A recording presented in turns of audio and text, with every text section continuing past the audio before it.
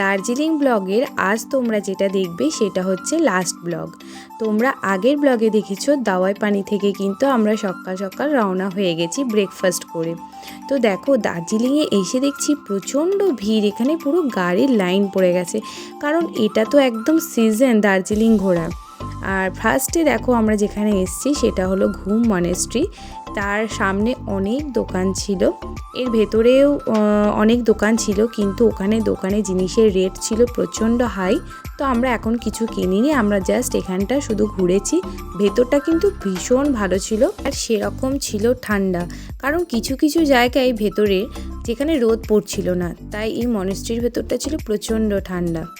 এখন জানো তো দার্জিলিংয়ে কিন্তু খুব ভিড় হয়। আগে মানুষ যখন যেত তখন এতটাও ভিড় হতো না, কিন্তু এখন ডিসেম্বর মাস বলো বা জানুয়ারি, খুব শীত থাকুক বা গরমই থাকুক, এই সিজনগুলোতে কিন্তু প্রচণ্ড ভিড় হচ্ছে দার্জিলিং। ঘুম মনেস্ট্রি হয়তো তোমরা অনেকেই এসেছো যারা দার্জিলিং ঘুরে গেছো, তো এটা খুবই নামকরা একটা জায়গা, আর যারা দেখে চিনতে পারছো হয়তো ভালো লাগবে দেখতে। আর এর ভেতরটাও না ভীষণ সুন্দর, আমার তো খুব ভালো লেগেছে। বুদ্ধদেবের কি সুন্দর হালকা একটা মিউজিক বাজছিল ওখানেতে। আর ভেতরটা দেখো কি সুন্দর ডিজাইন করা, যারা এখনও যাওনি অবশ্যই দার্জিলিং গেলে ঘুম মনেস্ট্রি ঘুরবে। তো আমাদের তো প্রচণ্ড ভালো লেগেছে, এবং আমরা এখানে অনেক ভিডিও শ্যুট করেছি, ফটো তুলেছি। আর এখানে কোনো কিছু ক্যামেরার অ্যালাউ ছিল না, এরকমও কোনো ব্যাপার থাকেনি। তাই সবাই এখানে খুব ভালো করে মানে ঠাকুরকে প্রণাম করেছে, আর তার সাথে ফটো তুলেছে। আর সত্যি বলতে মন ভরে গেছে জানো তো, একটা কেমন যেন সুন্দর শান্তি এখানটায়, খুবই ভালো লেগেছিল।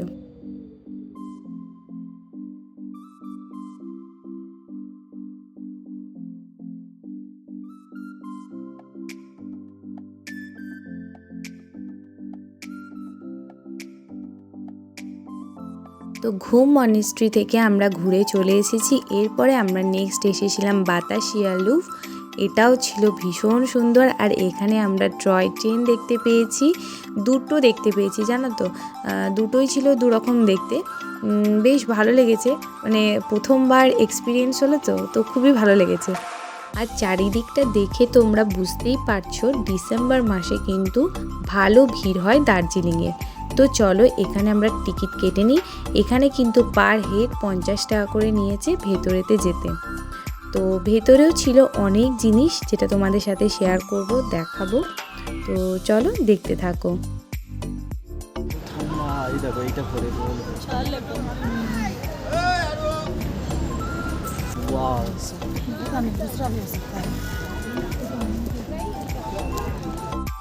এটাই দেখো বাতাসিয়া লুপের ভেতরের সিনটা, যেখানে অনেক দোকান বসেছিল, তার সাথে টয় ট্রেনের লাইন ছিল। আর তার সাথে এখানে দেখো কি সুন্দর আমাদের ইন্ডিয়ান ফ্ল্যাগ ছিল একটা, বেশ ভালো লাগছিল, একদম মিডিল পোর্শনে ছিল। আর ওই দেখো দেখতে পাচ্ছ প্রচুর ছোট ছোট চারিদিকে কিন্তু দোকান বসেছে। তো এখানের জিনিসের রেটগুলো কিন্তু মোটামুটি ঠিকঠাকই ছিল, খুব হাই থাকেনি। আর এখানে দেখো রয়েছে আই লাভ দার্জিলিং, যেখানে আমরা খুব কষ্টে একটা ফটো তুলেছি দু একটা। আর দেখো এরপরে আমরা জিনিস দেখতে এসেছিলাম, এখানে অনেক চাদর সোয়েটার খুব রিজনেবল রেটের মধ্যেই পাওয়া যাচ্ছিলো মোটামুটি। আর চা পাতা ছিল দার্জিলিংয়ে যেটা স্পেশাল। আর এখান থেকে আমরা কিন্তু ওই একটা চাদর কিনেছিলাম, যেটা আমাদের খুব পছন্দ হয়েছিল। চাদরটার দাম নিয়েছিল 250 টাকা।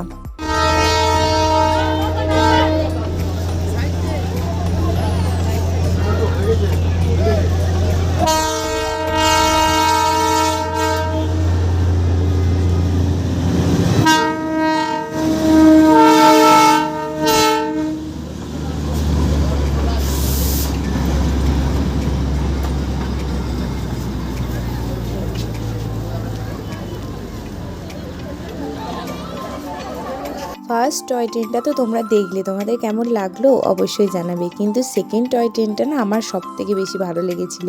ফার্স্ট টয় ট্রেনটার কাছেই দেখো কত এখনও ভিড়। তো চলো এবার সেকেন্ড টয় ট্রেনটা দেখো।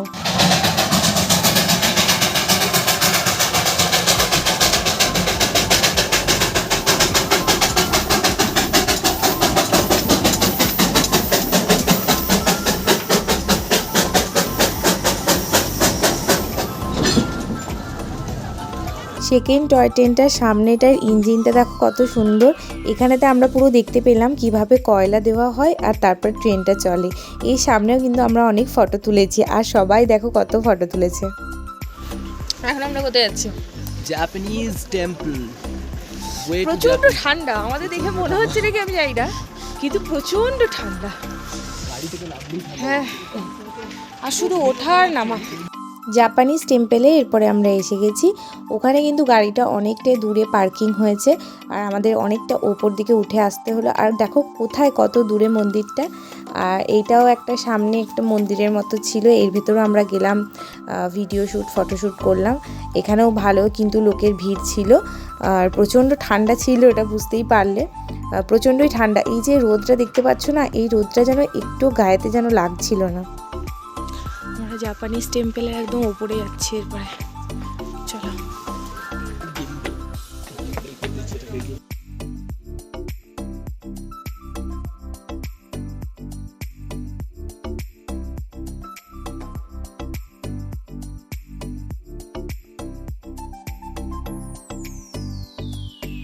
টেম্পলের একদম ওপর অবধি যাওয়া যায়, চলো আমরা উঠি।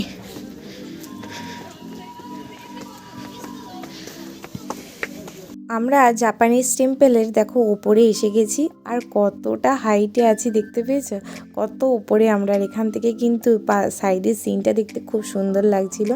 তো এখানে দেখো কত বড় বড় কি সুন্দর বুদ্ধ মূর্তি ছিল, পাশাপাশি অনেকগুলো আছে এরকম, মানে চারিদিকটা কভার করেই আছে এই মন্দিরটা। আর তার গায়েতেই ছোট ছোট কারুকার্য করা ছিল মন্দিরের বিভিন্ন সময়ে।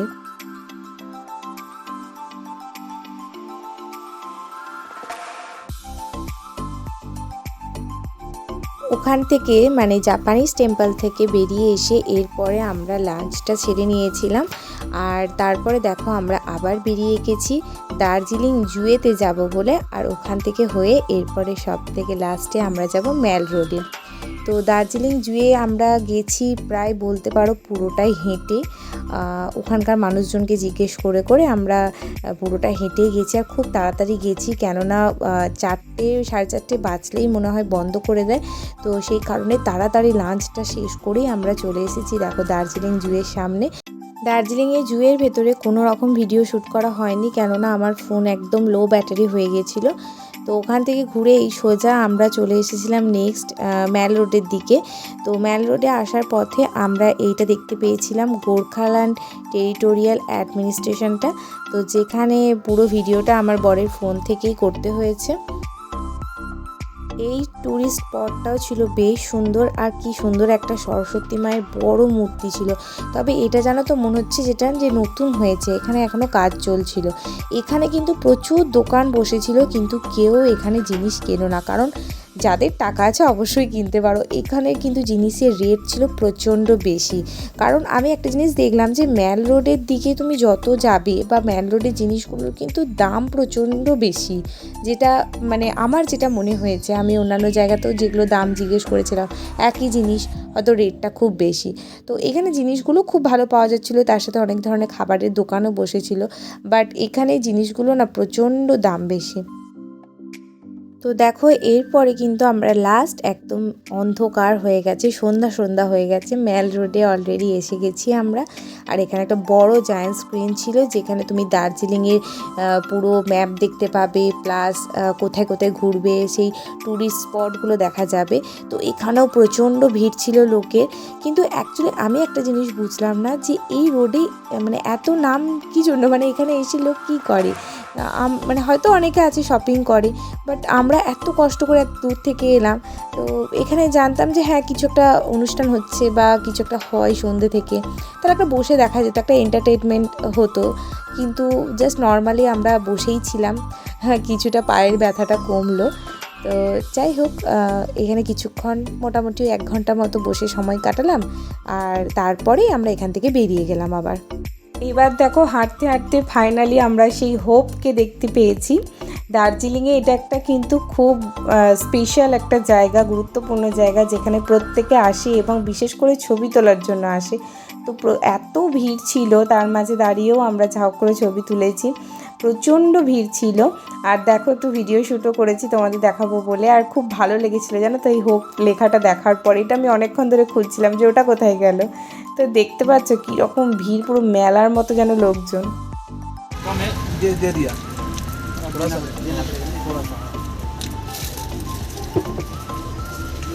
কেমন লাগছে দার্জিলিংয়ে বসে? দার্জিলিংয়ে মোমো, এটা মোমো চাটনি, এটা নর্মাল সস, দুটোই বেশ ভালো ভালো। এটা একটু স্পাইসি আছে। জগতে এই যে পাইন ফরেস্ট, এই পাইন ফরেস্টে গিয়ে ফটো তোলার জন্য আবার 20 টাকা এন্ট্রি ফিস করে দিয়েছে। এখানে আমাদের গাড়ি দাঁড়িয়ে আছে। তো চলো, এই জ্যাকেটটা মহারাজা কালকে কিনেছে, এবার দেখি কেমন লাগছে। ভালো লাগছে কালারটা, কি জানো এটা গ্রিন বলে, টিল গ্রিন। এখানে কিছু দোকান আছে, আর এটা পুরো পাইন ফরেস্ট। অবশ্য দেখতে দুর্দান্ত লাগছে একেবারে, আর কি সুন্দর সাজানো আছে সামনেটা। চলো, আজই কিন্তু আমাদের শেষ দিন ঘোরাঘুরি। তো দেখো আমরা কিন্তু বেরিয়ে গেছি অলরেডি মিরিক হয়ে, আমরা শিলিগুড়ি যাব। তো মিরিকের পথে তো লেপচা জগৎ দেখতে পেয়েছি, এখানে তো একদম মাস্ট আসতেই হবে আর ফটো তুলতে হবে। এখানে কিন্তু পার পারসন পার হেড 20 টাকা করে নিচ্ছিল। তো একদম ভেতরের সিন ভীষণ সুন্দর আর ভীষণ ঠান্ডা, সবাই ফটোশ্যুট করছে। চলো আমাদের এবার অন্য জায়গায় যেতে হবে।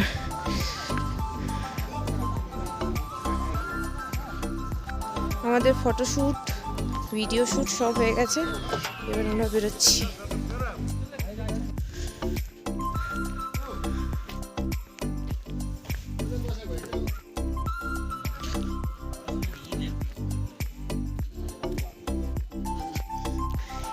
এখানটা মনে হচ্ছে কিছু ফোয়ারা টাইপের নাকি বলো তো?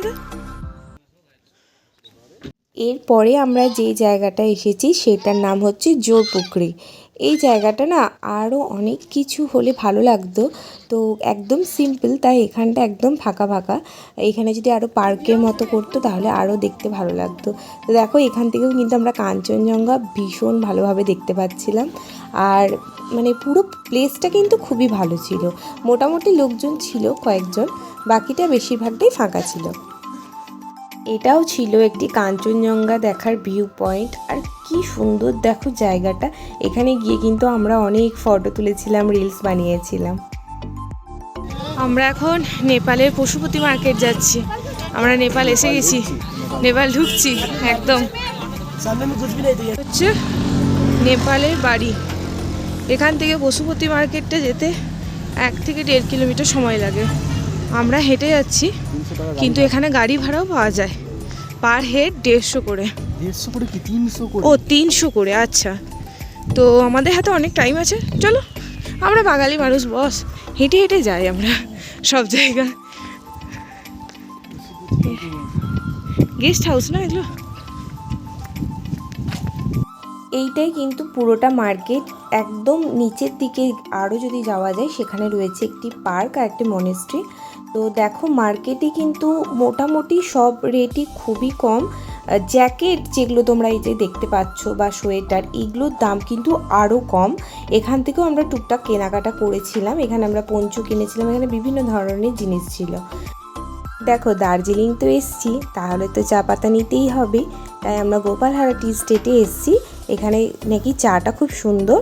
তো গাড়ি যিনি ছিলেন আমাদের ড্রাইভার দাদা, তিনিই বললেন। তো এনারা আবার চা আমাদের একটুখানি টেস্ট করতেও দিচ্ছিলেন, ব্ল্যাক টি আর মিল্ক টি। দেখো দুটো আমরা নিয়ে নিয়েছি, আমি মিল্ক টিটা খেয়েছি আর ও ব্ল্যাক টিটা। তবে এখানে কিন্তু ব্ল্যাক টিটা বেশি সুন্দর খেতে লাগলো।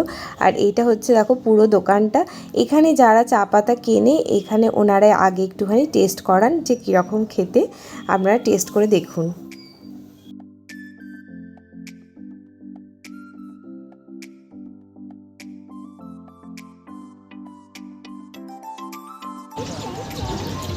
আমরা এখন কোথায় এসেছি বলো?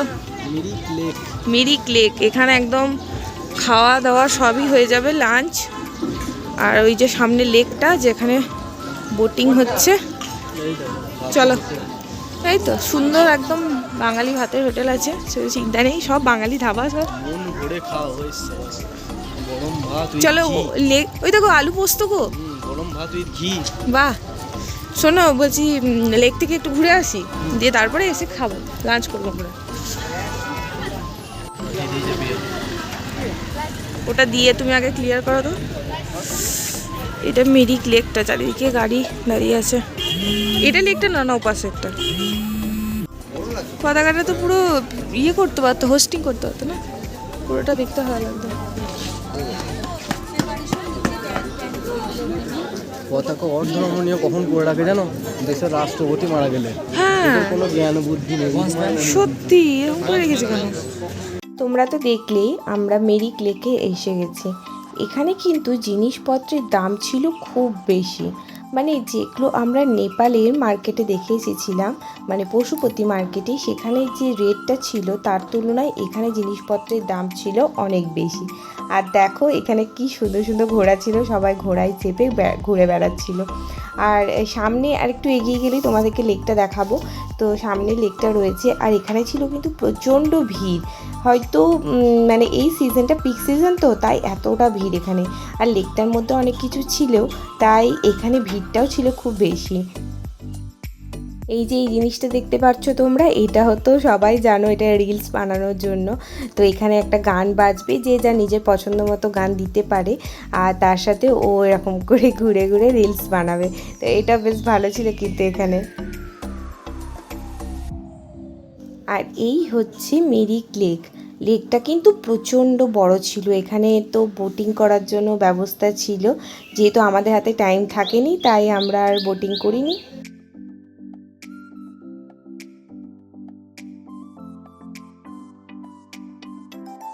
লেকে ঘুরতে ঘুরতে অনেকটা দেরি হয়ে গেছিলো। ড্রাইভার কিন্তু ফোন করছিল বারবার, যেহেতু আমাদের বাসের টাইম হয়ে যাচ্ছিল। তাই দেখো আমরা কিন্তু আর ভাত বা অন্য কিছু খাওয়ার টাইম পাইনি, তাই এখানে 1 প্লেট মোমো আর ম্যাগি নিয়েছিলাম। এটাই দুজনে শেয়ার করে খেয়েছি। আর তারপরে দেখো আমরা ফ্রুট স্যালাড কিনছিলাম, তো এটাও কিন্তু খুব ভালো ছিল। এখানে কিউই, ড্রাগন ফ্রুট, পেঁপে, তরমুজ, অনেক ধরনের ফল ছিল, আর খেতেও বেশ ভালো করেছিল। এটা দাম নিয়েছিল, মানে 1 প্লেটের দাম নিয়েছিল 50 টাকা। দার্জিলিংয়ে কিন্তু আমাদের ঘোরাঘুরি একদম শেষের দিকে। এই যে ইন্টারসিটি বাসটা দেখতে পাচ্ছ, এইটাতেই আমরা বাড়ি ফিরবো।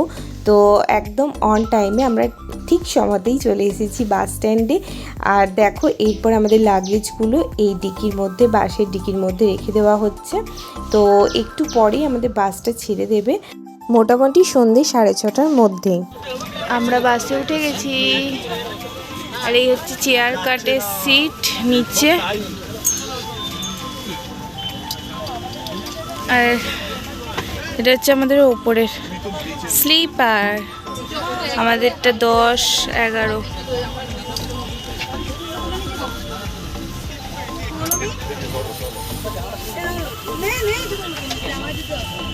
রাতে 10:30 নাগাদ বাস দাঁড়িয়েছিল মালদাতে, আর সেখানে আমরা রুটি তড়কা ডিনার করে নিচ্ছিলাম, আর অনেকে ভাত রুটি যে যেমন পাচ্ছিল খাচ্ছিল।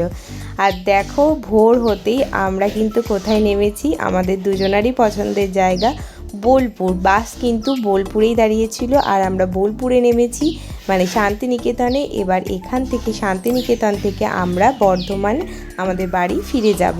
আজকে 1 জানুয়ারি, বছরের প্রথম দিন। আমরা কোথায়? বোলপুর। আমাদের বোলপুরে নামিয়ে দিয়েছে। বাস কটায় জানো? 4:30। 4:30 নামালো, 4:30 নামিয়ে দিয়েছে। এখন বাজছে 5:30। আমরা ওই দিক থেকে চলে এসেছি প্ল্যাটফর্ম নাম্বার 2 এর দিকে। আমাদের ট্রেনের টাইম এখন মনে হয় 6:30টায়। বিশ্বভারতী ফার্স্ট প্যাসেঞ্জারে আমরা যাব।